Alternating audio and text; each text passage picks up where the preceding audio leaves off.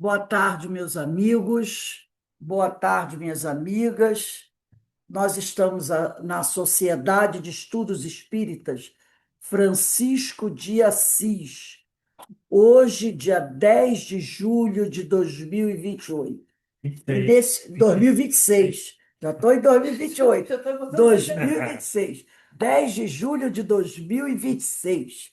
E nesse horário das 16 horas, nós estudamos essa obra nos bastidores da obsessão de Divaldo Pereira Franco, pelo espírito de Manuel Filomeno de Miranda, essa obra maravilhosa. E nós estamos estudando o capítulo 8, que trata dos processos obsessivos. Hoje nós vamos começar no quarto parágrafo do capítulo 8. Mas antes de nós iniciarmos, vamos aqui elevar o nosso pensamento ao alto, ao nosso Pai Criador, a Jesus, o médico das almas, para agradecer e muito tudo aquilo que nós temos recebido, e temos recebido muito. Que o Senhor nos fortaleça, que o Senhor nos ampare, que todos nós possamos continuar a nossa caminhada, buscando sempre melhorar, crescer, promover a nossa transformação moral, para que sejamos trabalhadores eficientes da seara do Senhor. Que o Pai esteja sempre conosco, hoje, agora e sempre, graças a Deus. Então, vamos iniciar aqui o nosso estudo, né? Então, nós vimos que a Mariana, né, filha da dona Amália, filha da dona Rosa, irmã da Amália, filha do seu Mateus, ainda está se recuperando do, de todo o processo obsessivo que ela enfrentou, né? Ela está em tratamento. Mas agora, o Manuel Filomeno de Miranda, ele está falando sobre a Marta. A Marta vem a ser a irmã da Mariana. E a Marta é uma médium, né? A Marta é uma médium. Só que a Marta, ela foi se envolvendo com grupos espiritualistas que não trabalham bem a questão da moral, né? Eles são aqueles grupos que praticam o mal, que fazem magia, bruxaria, essas coisas, bruxaria, essas coisas todas. E ela, o que aconteceu? Ela se envolveu com esses grupos. No início, ela até procurou a União Espírita Baiana, foi levada até lá, porque ela é uma médium portadora de mediunidade com amplas possibilidades. Poderia fazer um trabalho muito bonito, né? Auxiliando as pessoas, mas ela se sentiu atraída por um intercâmbio espiritual não muito bom, né?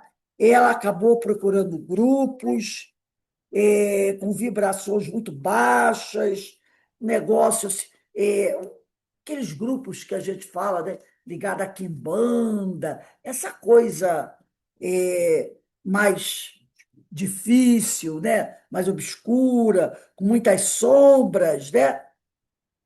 E tinha outro problema. A Marta era inexperiente. Então foi fácil para os espíritos subjugá-la, porque ela tinha aquela curiosidade, né? Queria saber como é que fazia com essa manipulação, como é que ela fazia para conseguir conjurar aqueles espíritos mais perigosos. Só que ela, muito inexperiente, acabou sendo vítima de processos dolorosos, né? Que vão levá-la à subjugação e à possessão. Porque é quando você vai mexer com aquilo que você não conhece e você não tem experiência, conhecimento nenhum, você acaba correndo o risco, né, de ser engolida por isso. E aqui na aula de hoje, que é o quarto parágrafo, começa assim: dirigida por mentes tenazes e irreversivelmente portadoras de alta dose de rancor, fazia-se dócil instrumento para as consultas da irresponsabilidade, aliciando outros cômpares para o vampirismo, que graça em larga escala nos diversos departamentos da crosta terrestre, entre os seres invigilantes e pretensiosos. Então, ela acabou sendo captada por esses grupos, tá? E passou a trabalhar, acho que foi até na casa dela, dando consulta, né? Consultas para o que precisar, né? Não é assim para, eu vou dar uma consulta, a pessoa está doente, está precisando de. Não, aquelas coisas que a gente sabe, né? Eu quero deixar aquela pessoa doente. Como é que eu faço para tirar o marido ou a mulher do outro? Eu quero que ele fique, que ele morra, esse tipo de coisa. E ela passou a usar a mediunidade dela para servir a esses fins, né? E com isso, ela foi também aliciando outras pessoas para o vampirismo, né? E como ele diz aqui, o Manuel Filomeno de Miranda, que graça, quer dizer, que se espalha em larga escala nos diversos departamentos da crosta terrestre, entre os seres invigilantes e despretensiosos. Quer dizer, isso aqui foi escrito em 1970. Nós estamos em 2026. Tem 56 anos. E basta a gente olhar um pouquinho com mais cuidado, e a gente vai ver que o vampirismo, que lá em 1970, Manuel Filomeno de Miranda falou que graça, hoje continua se espalhando. Não é? Como tem esse processo de vampirismo? A gente vê nas redes sociais, a gente vê à nossa volta. E eu trouxe aqui o PDF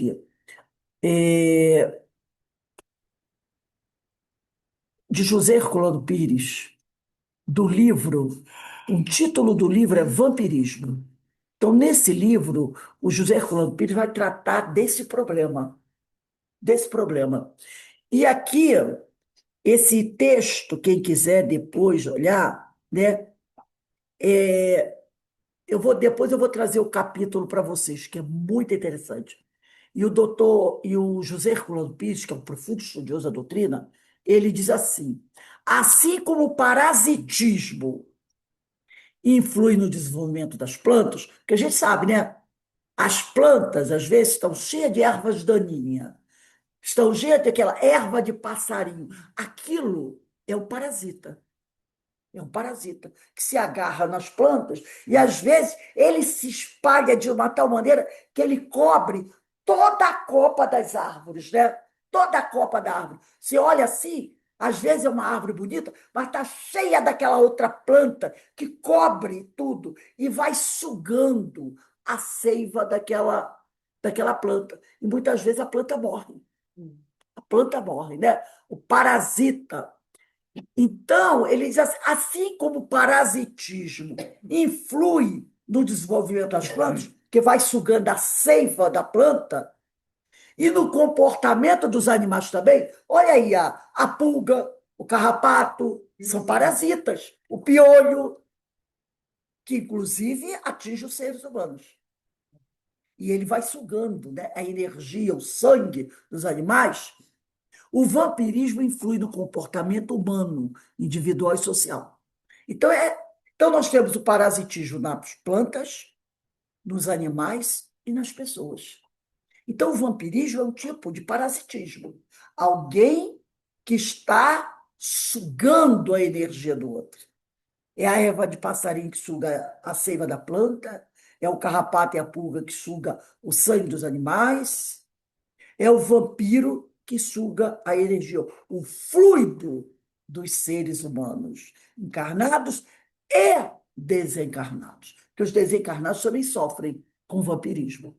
Entre os vários elementos, coisas e seres que agem sobre o comportamento humano, o mais perturbador e o que mais profundamente ameaça as estruturas físicas e espirituais do ser humano é o vampirismo. Porque o vampirismo é a atuação consciente de um ser sobre o outro. Então, o vampiro, conscientemente, ele vai o quê? Atacar o outro. Quando é o caso, como nós estudamos no mês de junho, nas segundas-feiras, dependência química, o vampiro desencarnado, ele quer sugar o quê? A química daquele encarnado que é dependente químico. Né? Então, o fluido, né? O sujeito fuma, bebe, usa cocaína, heroína, tudo isso é energia. Tem energia. Ele quer isso, entendeu? Então, ele se acopla ao outro para sugar. É um tipo de vampirismo, né? Então, e é uma coisa consciente, tá? Então, é a atuação consciente de um ser vivo sobre outro ser vivo, para deformar-lhes os sentimentos e as ideias, conturbar-lhe a mente e levá-lo a práticas e atitudes contrárias ao seu equilíbrio orgânico e psíquico. Todo aquele companheiro que sofre um vampirismo, ele sempre acaba adoecendo. Ele acaba sempre com as suas energias minguadas, vamos dizer assim. Não há ninguém que não passe por um vampirismo que não termine mal. No parasitismo, mesmo no espiritual, há uma tendência de acomodação do parasita na vítima, tá?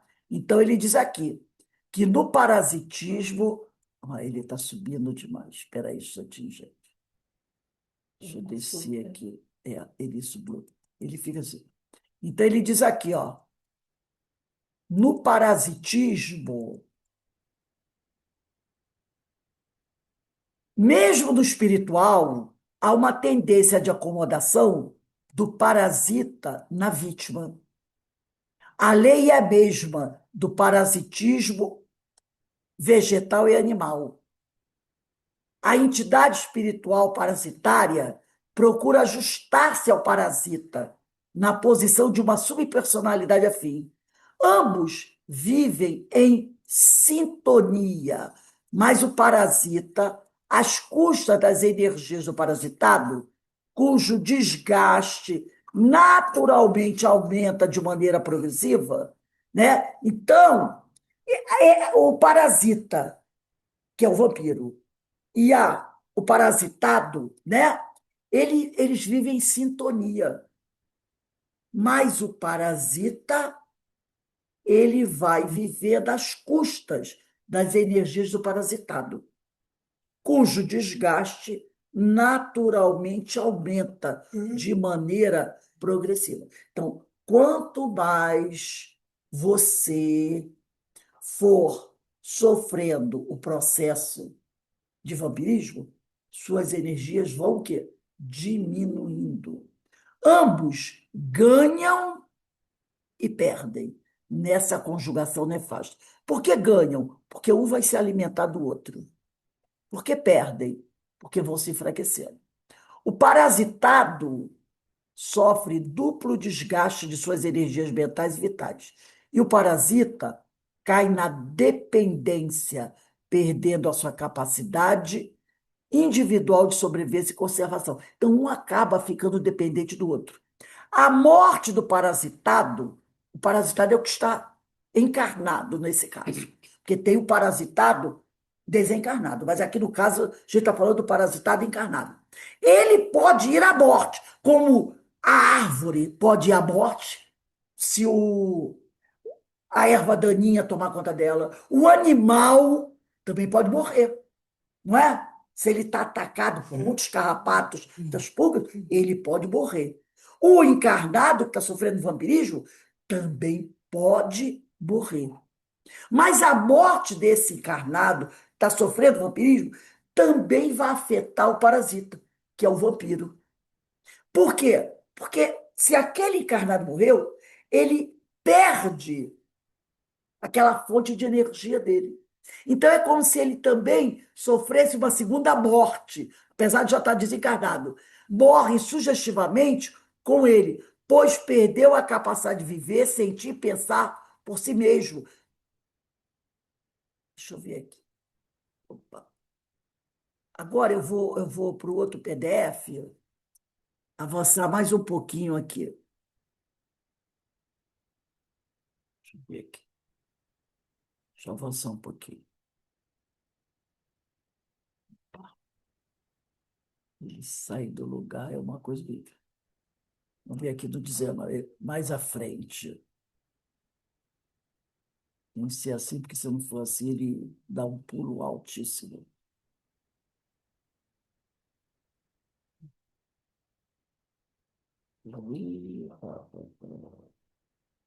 Aqui, ó. O espírito parasitário é uma criatura humana, não podemos esquecer que o vampiro, esse espírito que está no plano espiritual parasitando os outros, é uma criatura humana também, com os direitos comuns da espécie humana, e deve ser encarado como parceiro dos sofrimentos do parasitado. Porque em alguma época do mundo, né, em alguma época do tempo, esses dois foram parceiros. Foram parceiros, tá? Nesses tratamentos, nós não podemos desprezar o concurso médico, porque tem muita gente que pensa assim: ah, eu vou procurar um hospital, eu vou procurar a casa espírita, vou fazer um tratamento espiritual e vou resolver esse problema do vampirismo. Não. O vampirismo, ele é tão grave, ele é tão grave, que é preciso também buscar um tratamento médico, pois os efeitos negativos do parasitismo espiritual vai depauperando, enfraquecendo o organismo da vítima e propiciam também a infiltração dos parasitas do meio físico, que devem ser combatidos com os medicamentos específicos. Por quê? Conforme você vai ficando debilitado, né? Qual é a palavra que dá quando a pessoa vai ficando debilitado? Ele vai ficando propenso, né, a pegar o vírus, o seu metabolismo, né? Seu metabolismo vai ficando alterado, Ele fica né? vulnerável, né? E aí ele vai ficando vulnerável às doenças, Ele tá às infecções. Por quê? Porque o outro foi sugando as energias dele, as energias depauperando, enfraquecendo o seu organismo, o seu corpo físico. E aí, você com o metabolismo desequilibrado, você com o seu corpo mais vulnerável, a sua saúde também vai ficando, né, problemática. E aí você vai, com mais facilidade, contrair uma bactéria, contrair um vírus e pode até chegar a alcançar uma doença grave que pode levar você a uma pneumonia, a uma tuberculose, e até você pode chegar a morrer, né? Então, eu trouxe esse texto aqui do José Herculano Pires para a gente perceber a gravidade do vampirismo, tá? Que ele começa enfraquecendo o espírito, mas aí isso vai afetar o quê? O perispírito e depois vai afetar o corpo físico. Ele inocula naquele perispírito, né? O seu fluido doente, contaminado, desequilibrado.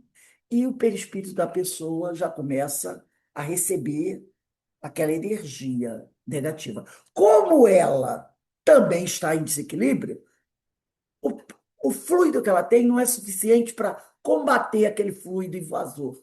E aí tudo aquilo vai acabar alcançando o corpo físico. Aí começam as doenças. Várias. Baixa a imunidade, né, Elma? Baixa era a imunidade que eu queria falar, era a imunidade. Não era metabolismo, era a imunidade. É isso aí. A imunidade da pessoa vai caindo, vai diminuindo. Né? Era a imunidade que eu queria falar. Então, a pessoa com uma imunidade baixa está propensa a pegar qualquer tipo de doença. Né? E, às vezes, pega uma doença grave e que pode levar até a morte da pessoa. Né? Então, é muito preocupante o caso de vampirismo. Por isso que eu trouxe esse texto do José Herculano Pires chamando a nossa atenção para esse tipo de coisa, tá? Porque a pessoa, quando entra no processo de vampirismo, entra no processo de ser vampirizado, aí, muitas vezes, como nós estudamos semana passada, ontem, ela sozinha já não consegue sair do problema. A coisa já é tão grave que aí ela precisa de ajuda de outras pessoas para o tratamento espiritual, mas também para um tratamento médico, tá? Ela vai precisar de um tratamento espiritual, ela vai precisar de um acompanhamento psicológico, terapêutico, né? De repente até de um psiquiatra e do médico mesmo para verificar, fazer exames, verificar seu corpo, vai ver que muitas vezes a sua taxa de vitaminas caiu, né? E aí a pessoa tem que ficar atento, porque vampirismo não é coisa pouca, é muito grave mesmo. E aquele que fica muito tempo sobre o processo de vampirismo, depois que o espírito vampiro, né, que é o espírito inferior, é levado, afastado dela, essa pessoa vai levar tempo para se recuperar. E talvez mesmo depois de recuperada, ela fique com algumas sequelas, como nós já vimos em alguns casos. Então, vou voltar aqui para os bastidores da obsessão.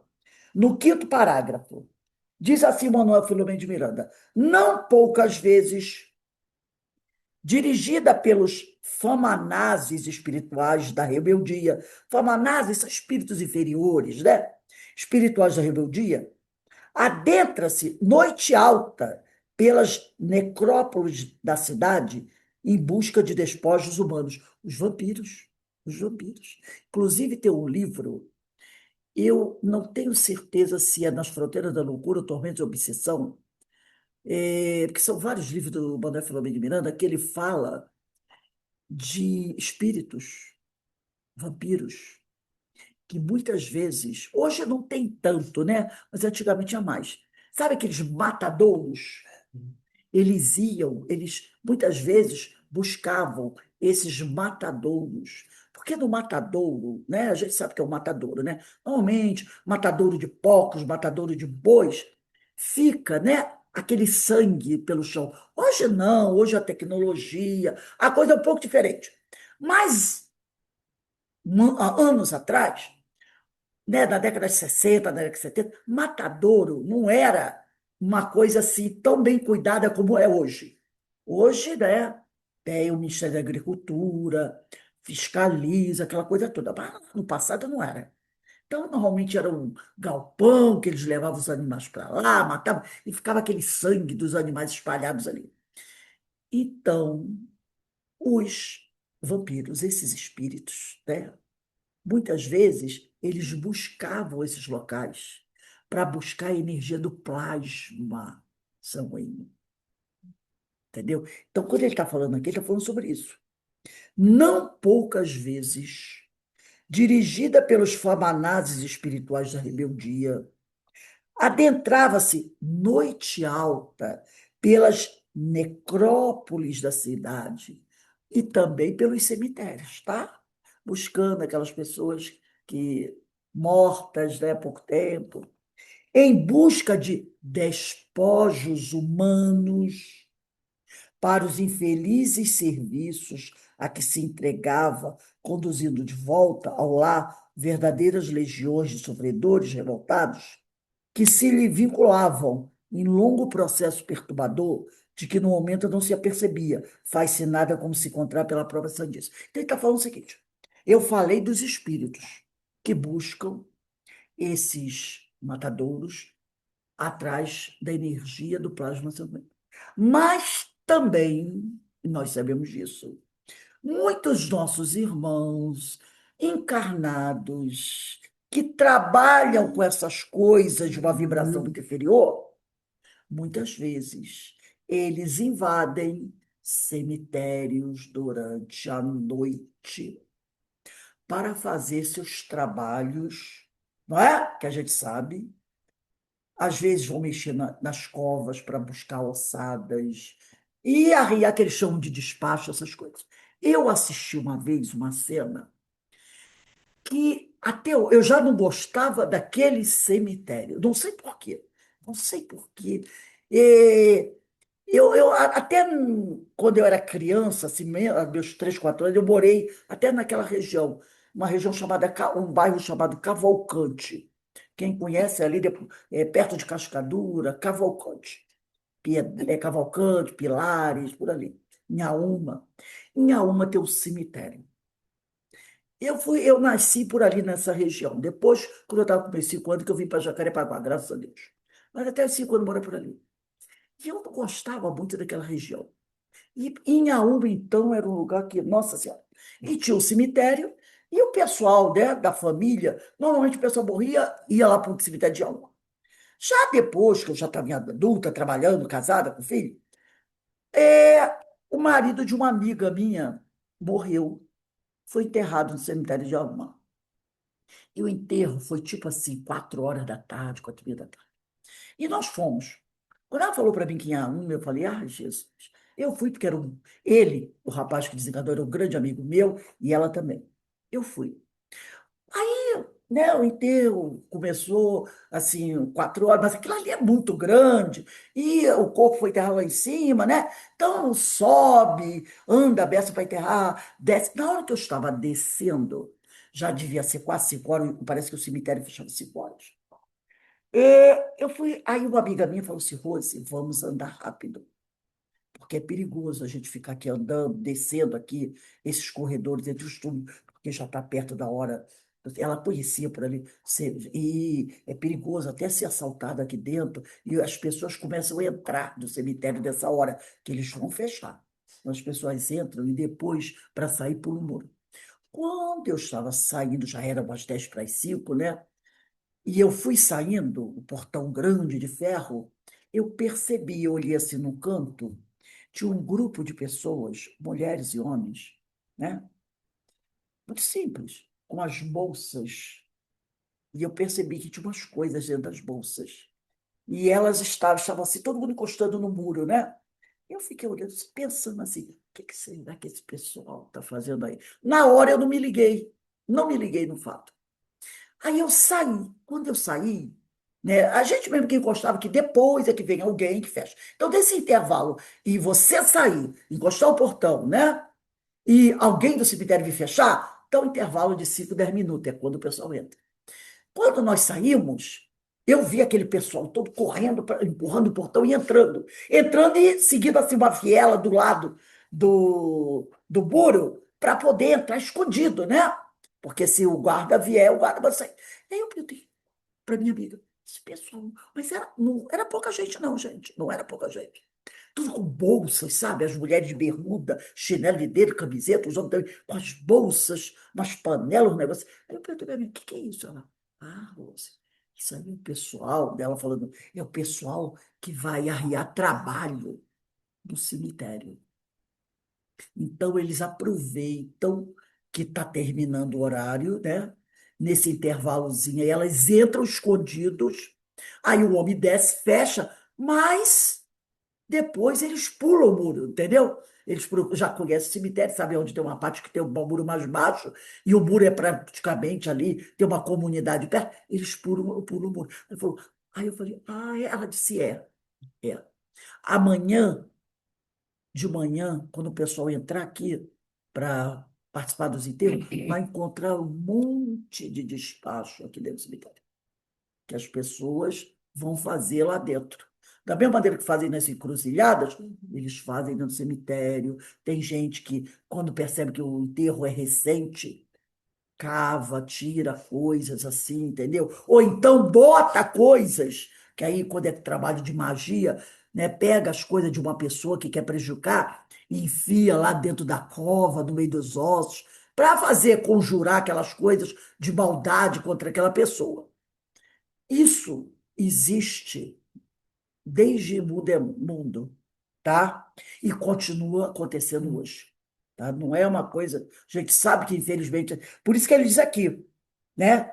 Que Marta, que já estava sofrendo processo obsessivo, dominada, dirigida por esses espíritos maus, adentrava-se noite alta pelas necrópolis da cidade, pelos cemitérios da cidade, em busca de despojos humanos para os infelizes serviços a que se entregava, conduzindo de volta ao lar verdadeiras legiões de sofredores revoltados, que se lhe vinculavam em longo processo perturbador de que, no momento, não se apercebia, faz-se nada como se encontrava pela própria sandice.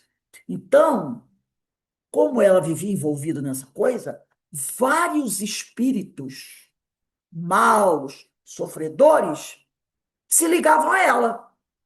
E para onde ela ia, eles iam. Inclusive, quando ela ia para casa dela, eles iam junto para casa dela.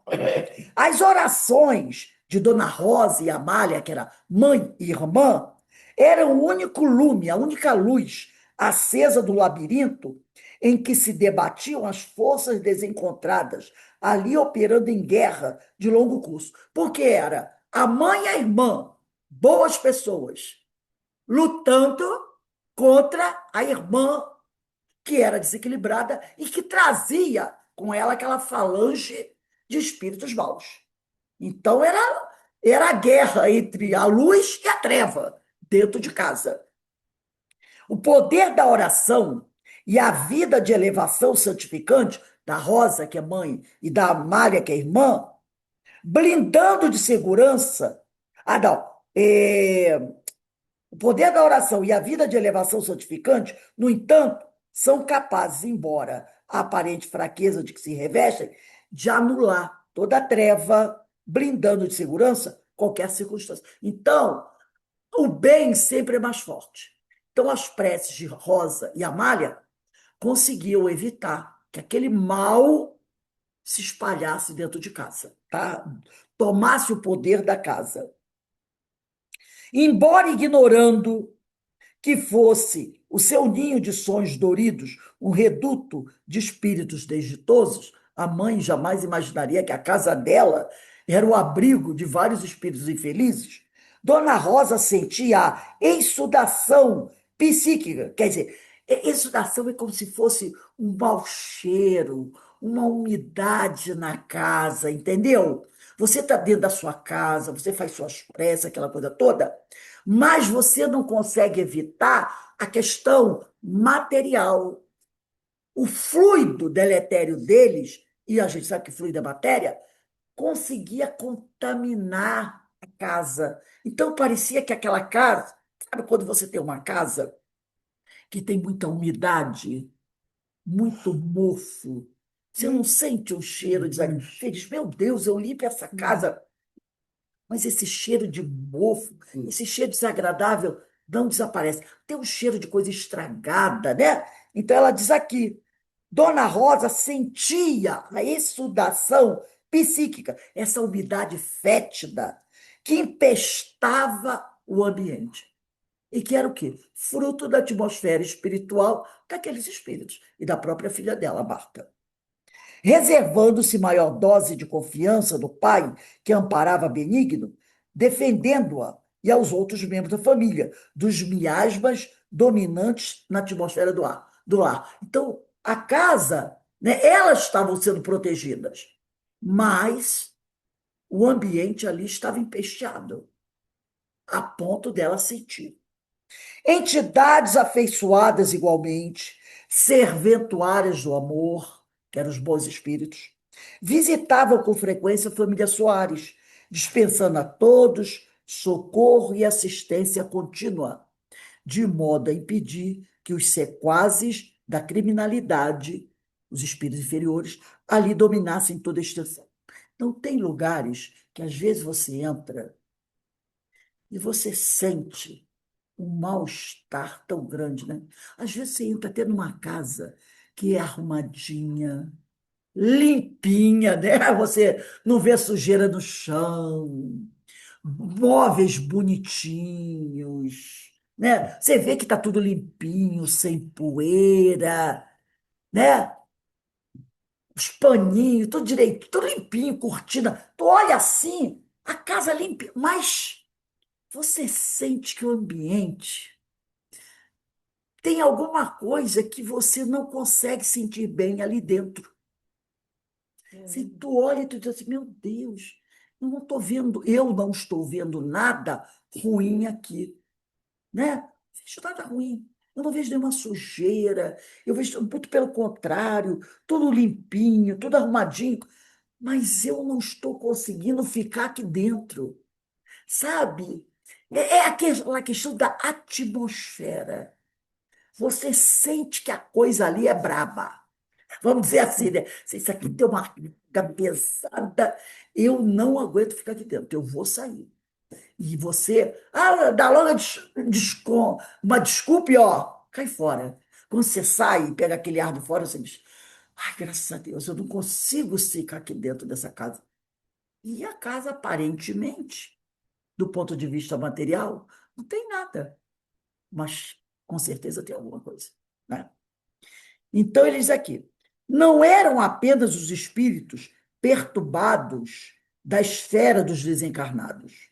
Muitos perdulários buscavam os serviços de Maria, Marta, tentando, através dos conciliábulos, quer dizer, das reuniões secretas com as mentes nefandas, resultados para mil aventuras a que se afeiçoavam no jogo ilusório das paixões terrenas. Então, a Marta dava consulta dentro de casa. Ela dava consulta.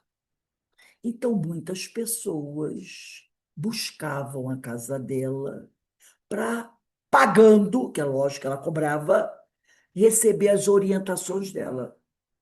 E ela tentando, sabe aquela coisa, né? Pedir, as pessoas chegavam lá, com eles perdoaram. Pessoas que não tinham compromisso com nada. Pô, esse cara trabalha comigo, eu acho que está me prejudicando. Eu quero fazer um trabalho para acabar com ele. Ó, eu estou querendo dar um golpe em alguém, me ajuda aí. Ó, aquela mulher, eu gosto do marido dela, eu quero o marido dela. Não dá para botar uma doença nela? Gente, presta atenção. Não pensem que isso não existe. Existe. Existe. Eu fui testemunha. Não vou contar para vocês, que eu já contei uma vez. Eu fui testemunha da pessoa que foi vítima. Mas mesmo sem merecer, por exemplo, vou fazer uma coisa com uma pessoa, mas a pessoa não merece, né? É complicado, né? Às vezes recebe. Porque, de repente, a pessoa também não está muito equilibrada, não é? Então, eu fui testemunha da pessoa que foi a vítima e de uma pessoa que acabou provocando isso contra ela, que era uma amiga minha. E quem foi aquele que ligou, a pessoa que fez mal a ela? O marido. O marido. Porque, rapidinho, o marido tinha uma amante. Ela não sabia, claro, né? E essa amante procurou um lugar desse porque queria ficar com o marido dela. E foi lá fazer um trabalho, não sei de quê. E colocou um pozinho no bolso do terno dele. Quando ele chegou em casa, o que que a mulher dele fazia? Sempre pegava a roupa dele e espanava. Ela pegou o terno do marido, o paletó, e espanou, mas espanou dentro de casa. Viu? Era uma poeirinha. E depois, como ela andava dentro de casa, descalça para lá e para cá, ela pisava naquilo. Com o tempo, ela começou a desenvolver um problema no joelho, que foi se agravando, se agravando, se agravando, até que ela não andava mais. Ficava em cima da cama. E um dia o pai dela é que levava ela para o hospital, porque o marido dela, da época, não tinha carro. Então, o pai, um dia, desesperado, que estava vendo que a filha, né? E ela ia aos médicos. E chegava dos médicos, tirava raio-x dos joelhos dos médicos. Isso é problema daqui, ó. É doença fantasma. Você não tem problema nenhum na sua perna, no seu joelho. Aqui, ó, mostrava a radiografia, não tem nada. Um dia ela foi no hospital, o médico falou: minha filha, você não tem problema nenhum. E ela gritava de dor. Aí, quando eles estavam vindo para casa, já chegando ali em Jacarepaguá, o pai dela dirigindo, ela deitada do banco de trás e o marido ao lado do pai dela. Quando o pai dela estava passando ali perto do. Já indo em direção à Praça Seca, ele viu o pai, um templo espiritualista que existia ali desde que eu era criança. Casa da vovó, não sei o quê. Desde que eu era criança, aquilo existia ali. Era até perto da 28, da delegacia 28.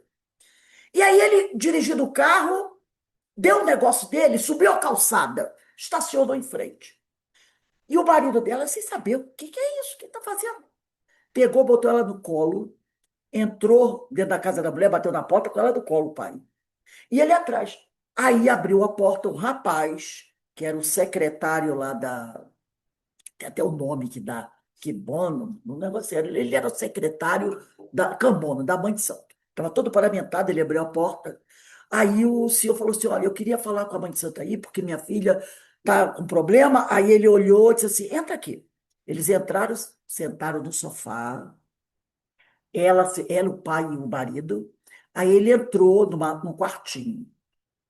Aí falou para a senhora, que estava lá, que era mãe de santo, né? Era o horário dela atender.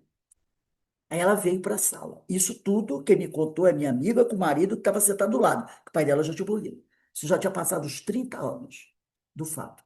E ela falando e ele sentado do lado, presta atenção. Aí a mulher veio, né, a mãe de santo, olhou para ela, olhou para o marido, olhou para o pai. Aí virou para o rapaz que trabalhava com ela, Cambono, né? Virou para ele e disse assim: gente, se me contassem isso, qualquer pessoa não acreditaria. Mas como foi ela e o marido, e vocês vão entender por quê, eu acredito. Ela falou para o Cambono assim: ajoelha aí. Ele ajoelhou. Ela estava sentada no sofá. Bota a boca, falou para o rapaz, trabalhou no Cambono, a boca no joelho dela e chupa.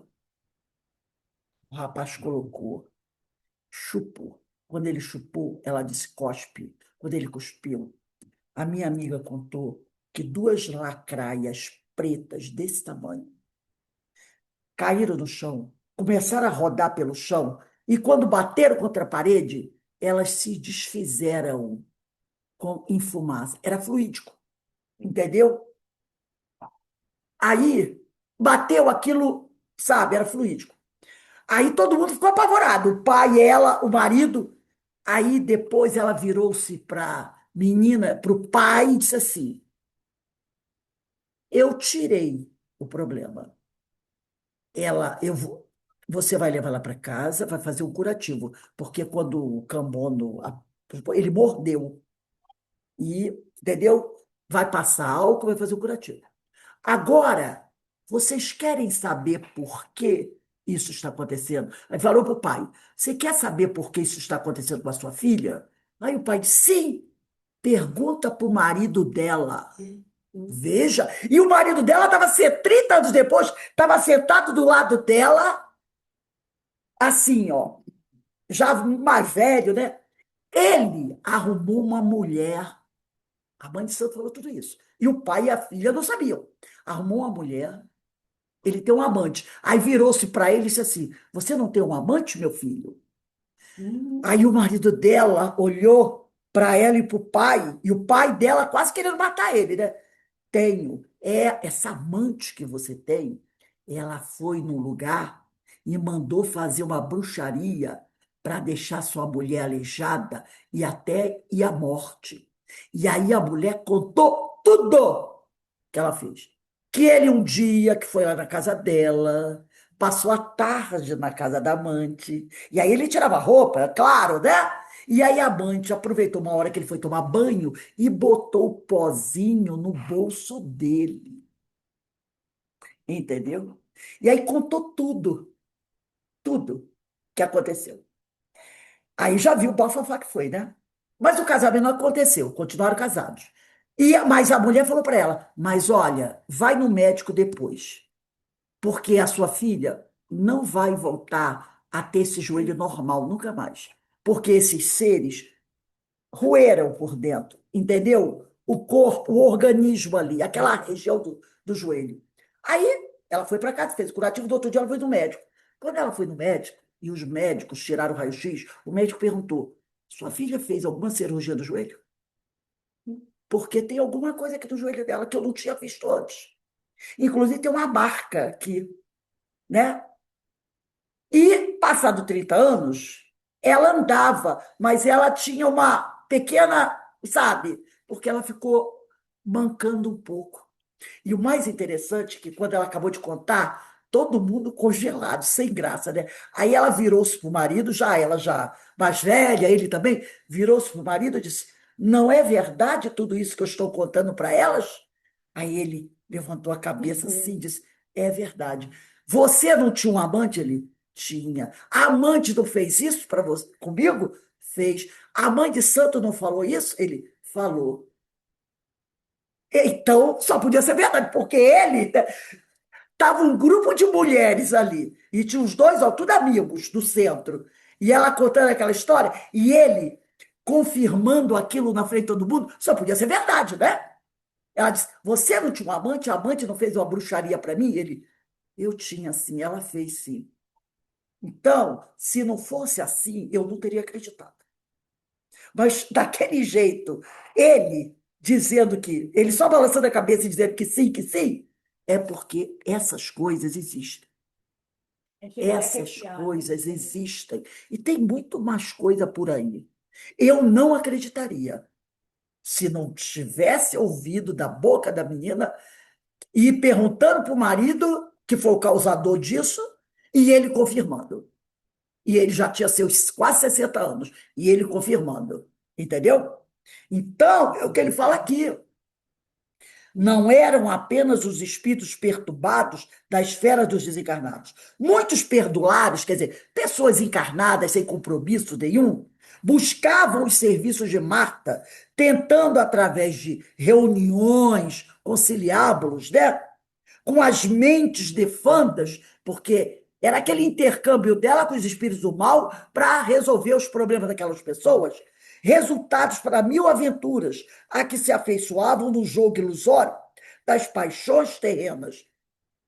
Eram pessoas que perderam objetos de estimação, esperavam encontrar nos espíritos interessados, caçadores de precisão, mulheres amadurecidas que não lobrigaram consorciar-se e que desejavam transformar os espíritos em instrumentos dos seus desejos, como essa que eu contei, né? Esposas infelizes que sofriam a falência do matrimônio, recorrendo ao concurso de entidades mentirosas que lhes modificassem a paisagem doméstica. Faz alguma coisa aí para o meu marido voltar, para a minha mulher voltar para casa, para assim, voltar a se interessar por mim. Esse tipo de coisa aí, né? Criaturas desempregadas que contavam com solução para aquisição de trabalho, de remuneração expressiva, escravos do ódio, que se acreditavam vitimados por este ou aquele adversário, isso também eu vi uma vez, solicitando revide, vingança, né? Querendo aniquilar alguém que ele acha que está prejudicando ele, e de esforço imediato. Mentes desvairadas, ansilosadas pelo vício, quer dizer, dominadas pelo vício, rogando solução para problemas complexos. Gente, a gente vê nos postes por aí, não tem gente oferecendo? Dou consulta, vem aqui, caso, descaso, né? Ele diz assim, escreve: Eu caso e descaso. Trago a pessoa amada debaixo dos seus pés em 24 horas. Já vi esse, em 24 horas. Trago a pessoa amada e é detalhe, debaixo do seu pé em 24 horas. E tem pessoas que gastam verdadeiras fortunas para fazer um trabalho desse. Uma vez eu vi uma moça indo numa loja, eu ia lá, eu fui até aquela loja, porque era época de festa junina, e meus alunos iam dançar aquela música da peneira. Não sei se vocês lembram, né? Sim. E eu tinha que comprar as peneiras para minhas alunas. E lá perto, eu trabalhava ali perto de Cordovil, e tinha uma loja que vendia objetos de espiritualista. Então eu fui lá comprar um monte de peneira, né, para as meninas, né, para elas dançarem na festa junina com aquela peneirinha que a gente amarrava um monte de fita colorida, né, para as meninas dançar. Aí eu tô lá esperando, né, ser atendida, aí tinha uma moça Gente, não é mentira, não. Ela estava com uma folha de papel almaço. Vocês lembram do papel almaço? Que antigamente usava. Tinha o papel almaço com pauta e sem pauta, né? Normalmente fazia prova, trabalho, o bendito papel almaço. A mulher, ela estava com uma folha de papel almaço na frente, no verso, era uma lista de produtos, porque ela ia arriar alguma coisa. Era gotinha, eu fiquei só olhando, né? Era gotinha, não sei o que lá de água, era não sei o que, folhinha, não sei de quê. Era uma lista. Era frente e verso de produtos que ela estava comprando naquela loja para poder fazer o trabalho que ela tinha que fazer. No final, ela já está terminando. Aí ela perguntou para o rapaz assim: quanto é que deu do total? Sabe? Na época, isso já tem para mais de 20 anos. Na época. Foi algo, eu não me lembro qual era a moeda, mas era algo parecido com R$ 1.200. Tem gente que Só que paga. era, acho que era cruzeiro, outra moeda, né? Que a gente sabe que a gente, antes do real, teve outras moedas. Mas era equivalente a mais ou menos assim. O homem falou para ela assim, como se fosse hoje, R$ 1.200. Eu quase caí dura. Eu fiquei assim. Aí ela, é tudo isso? Ele disse, é R$ 1.200. Aí ela perguntou se podia pagar em 2 vezes. Aí ele disse. Aí ela, da época, deu cheque. Lembra do cheque? Né? Ela fez o cheque para pagar a primeira vista e fez o tal do cheque pré-datado, lembra? Para o outro mês. Tá? E aí depois que o homem foi embora, eu não podia deixar passar. Eu perguntei para ele assim: nossa, mas é caro, né? Ele falou assim: esse está até barato. Nossa. Aí eu fiquei assim: o que que a senhora quer? Daí eu só quero umas peneirinhas. Me dá só aí umas 15 peneirinhas para as minhas meninas. Aí eu peguei as peneiras, aí olha só, aí ele, é para festa de eu digo, as minhas meninas vão dançar, eu só quero as peneiras. Peguei as peneiras e fui embora. Tá? E ele falou para mim, esse até que tá barato, porque é verdade, tem gente que gasta 10.000, 12.000, 15.000 reais para fazer esses troços, tá? E às vezes é pessoa que nem tem condições, mas pega dinheiro emprestado com vizinho, com amigo, com parente, faz empréstimo bancário para poder pagar esse tipo de coisa. E às vezes dentro de casa está faltando o arroz e o feijão. Ah. Então ele diz aqui: atendidos essas pessoas no consultório reservado de Marta, que mantinha pequeno casebre para o seu infeliz comércio, muitas vezes, com quanta severidade da Rosa, eram recebidos clientes no próprio lar. Então, ela tinha lá na casa dela, né?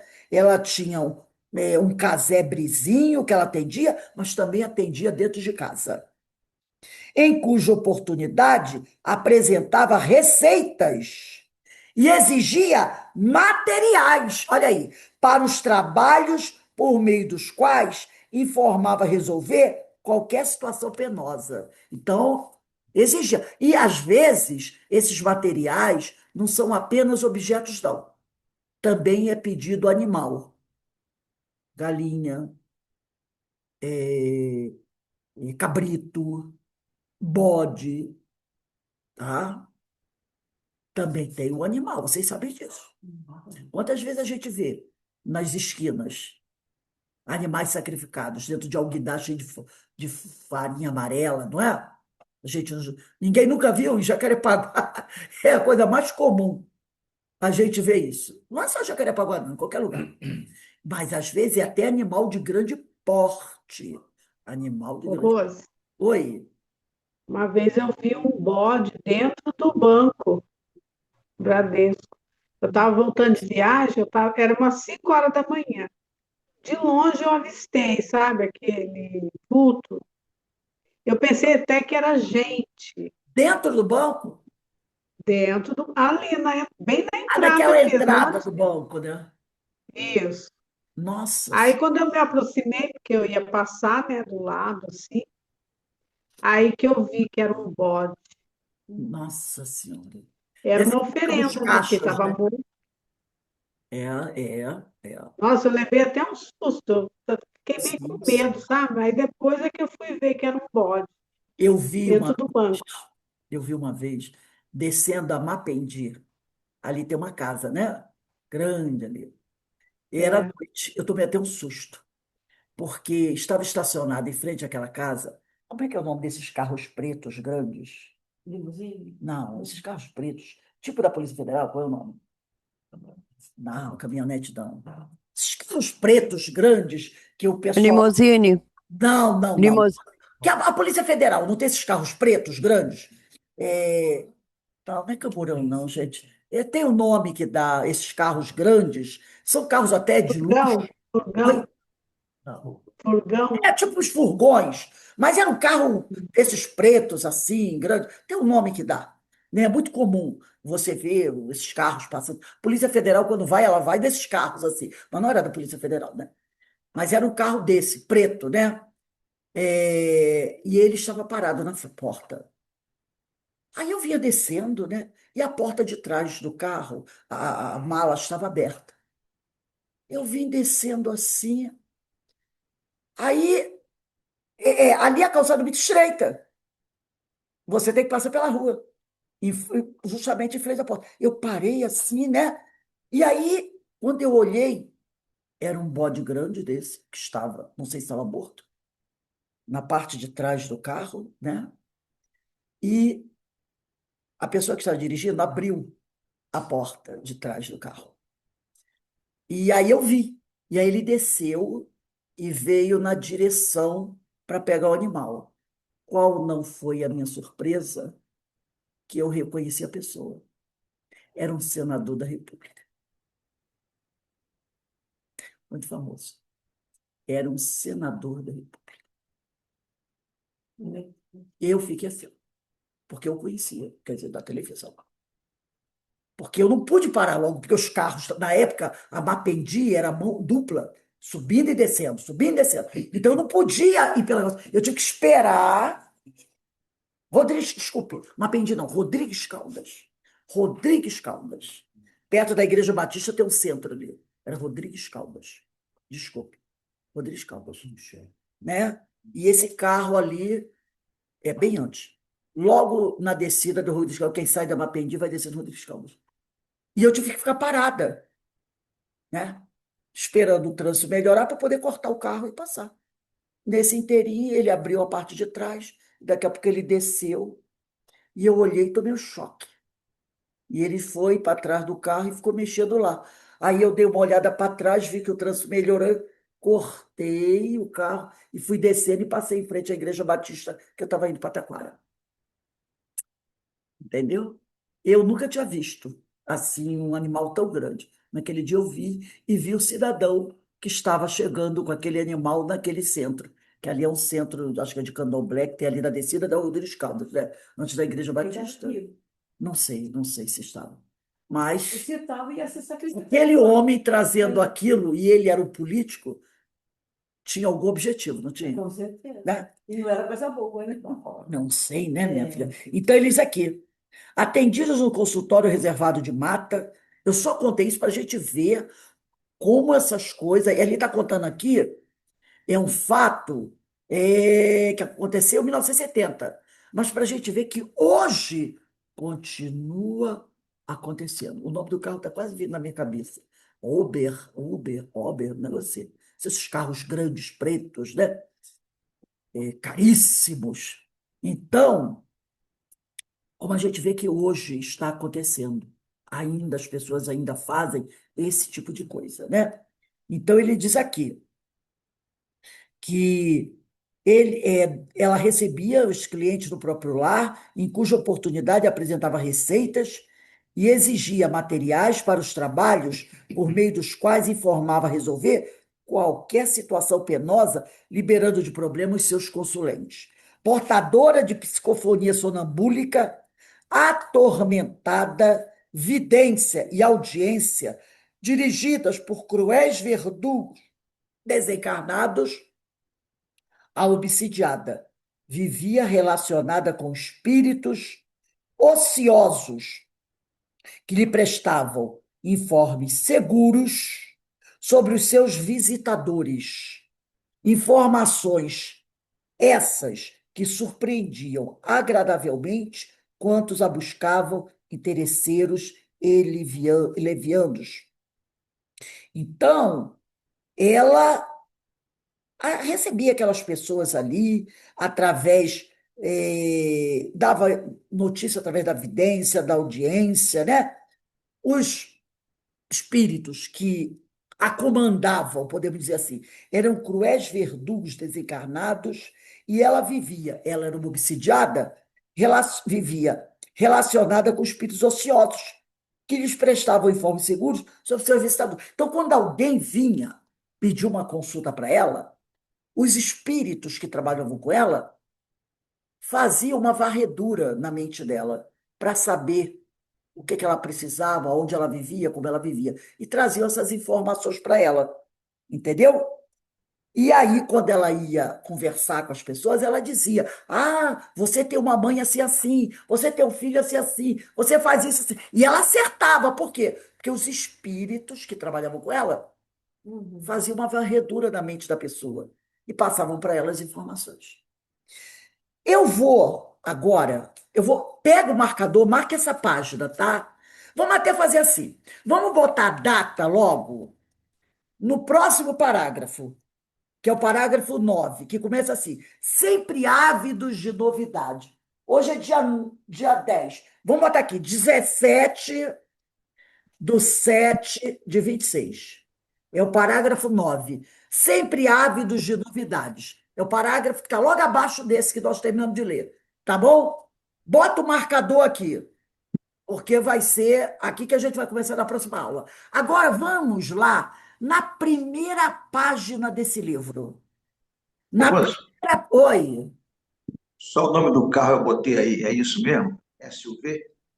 SUV. São as eram uma SUV. Obrigado. É que o nome não me, porque era um carro desses carros pretos grandes. Era uma SUV. Isso mesmo. Obrigado, Zé Marcos. Vamos à primeira página desse livro, onde está escrito assim: exórdio. É a primeira página, exórdio. Todo mundo achou? Primeira página do livro, primeiro texto do livro. Porque tem o índice, né, com as páginas, primeira página do livro, exórdio. Vai lá para o início do livro, Eloá, lá para o início, ó. É a capa, a primeira folha, passa o índice aqui, primeira página do livro. Diz assim, achou, Eloá? Primeira página, não tem o que errar. Exórdio. Nesse exórdio, é a primeira página, gente, primeira página do livro. Diz assim: pululam, esse trecho que eu vou ler aqui para vocês, está no livro A Gênese, tá? No capítulo 14, Obsessões e Possessões, no item 45. É a primeira página do livro. Então você pode botar aí, Gênese, capítulo 14, item 45. Está escrito exórdio. Exórdio quer dizer início de um discurso, tá? Então, diz assim, Kardec que escreveu isso na Gênese: pululam em torno da Terra. Pululam quer dizer, ficam em volta da Terra, lá, girando lá em volta da Terra. Pululam em torno da Terra os maus espíritos, em consequência da inferioridade moral de seus habitantes. A ação malfazeja desses espíritos é parte integrante dos flagelos com que a humanidade se vê a braços neste mundo. A obsessão, que é um dos efeitos de semelhante ação, como as enfermidades e todas as atribulações da vida, deve, pois, ser considerada como provação ou expiação e aceita com esse caráter. Então, ele está falando aqui que em torno da Terra, do planeta Terra, existem inúmeros espíritos inferiores. E a ação desses espíritos contra nós provoca uma série de flagelos com que a gente vive. Flagelos que afetam a nós. Não é terremoto, tsunami, não.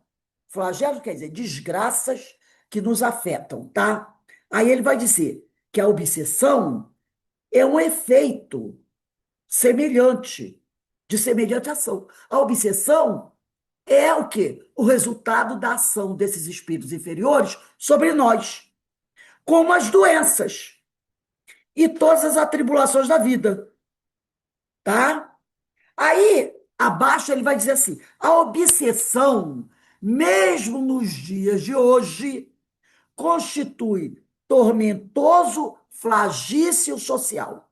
Está presente em toda parte, convidando o homem a sérios estudos. Então, ele está dizendo o seguinte: que a obsessão graça no mundo em que vivemos e que nós precisamos estudar o tema. As grandes conquistas contemporâneas não conseguiram ainda erradicá-la. Por maior tecnologia que a gente tenha, essa tecnologia, esse conhecimento, ainda não conseguiu acabar com a obsessão. Ignorada propositadamente pela chamada ciência oficial, prossegue colhendo nas suas malhas diariamente verdadeiras legiões de incautos que se deixam arrastar a resvaladouros sombrios e tronescos, nos quais padecem irremissivelmente até a desencarnação lamentável, continuando não raro mesmo após o trespasse, né? Então, muitas pessoas começam um processo obsessivo aqui na Terra e desencarnam e continuam no plano espiritual com esse processo obsessivo. Isto porque a morte continua triunfando, ignorada. Muitas pessoas ignoram que a vida continua. Qual ponto de interrogação cruel para muitas mentes incontáveis corações? Então, Manuel Filomeno de Miranda, que vai escrever esse texto. O texto de cima é do Kardec, na Gênesis. O texto de baixo é do Manuel Filomeno de Miranda. Vamos concluir aqui. As disciplinas e doutrinas decorrentes da psicologia experimental nos seus diversos setores preferem continuar teimosamente arregimentando teorias que não respondem aos resultados da observação demorada e das constatações de laboratório, como se a imortalidade somente merecesse acirrado combate, e não investigação imparcial, capaz de ensejar ao homem esperanças e consolações, quando tudo lhe parece conspirar contra a paz e a felicidade, né? Então, ele está dizendo o que para a gente aqui? Que nós precisamos prestar muita atenção. Vigiar e orar. Vigiar e orar. Para não cair em tentação. Mas não basta vigiar e orar. É preciso também estudar o tema, né? Com muita profundidade. Estudar o Evangelho de Jesus, buscar a reforma íntima, para que a gente possa vencer esse mal, se já estiver acometido por ele, e se prevenir para que esse mal não venha nos atacar novamente no futuro. Porque todo mundo aqui já passou por uma obsessão. Todo mundo já passou por uma obsessão. Ninguém vai poder dizer aqui que eu nunca sofri um processo obsessivo. Mesmo que tenha sido simples, que de simples não tem nada. Mas todo mundo já sofreu um assédio espiritual. E nós precisamos conhecer do assunto para poder nos prevenirmos. Não adianta apenas rezar Pai Nosso, fazer o sinal da cruz, ou ir lá na casa espírita para tomar um passe e assistir uma reunião pública que o problema está resolvido. Não está, não. O processo obsessivo passa pela transformação moral, passa pela evangelização do espírito. E se nós não tomarmos cuidado, nós podemos sofrer esse ataque desses vampiros.